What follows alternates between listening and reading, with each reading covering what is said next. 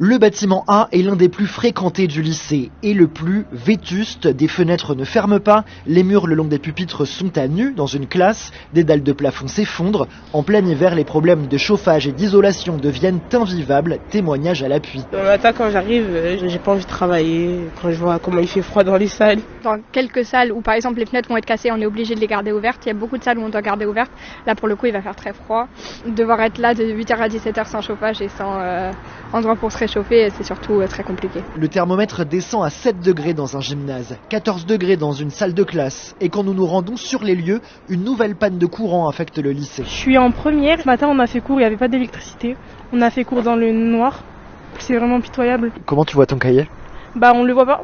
On écrit, on essaye de mettre le flash avec le téléphone. Ça fait déjà 10 fois depuis début novembre. Ouais, c'est scandaleux. Franchement, faut faire quelque chose, quoi. Élèves et enseignants rencontrés se plaignent aussi des toilettes sans porte, souvent sales et sans savon. Les bâtiments rénovés ne sont pas épargnés par les malfaçons.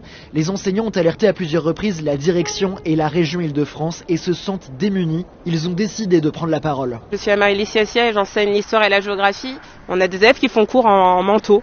Et maintenant, je ne leur demande plus de l'enlever. C'est épuisant. Moi, je suis Delphine Ranciac, je suis documentaliste. Ce bâtiment ainsi que le gymnase ne sont pas du tout prévus dans le plan de rénovation du lycée. On n'a aucune perspective d'amélioration.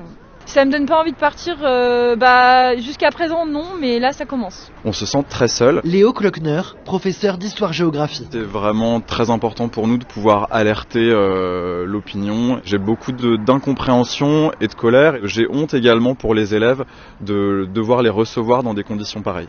Il y a un pourcentage énorme d'élèves boursiers. Du coup, c'est encore plus honteux que ces élèves-là, qui devraient bénéficier en fait d'encore plus de moyens supplémentaires, sont parmi les élèves à qui on donne le moins en fait. La région Île-de-France, responsable des travaux que nous avons sollicités, n'a pas répondu à nos questions. Beats.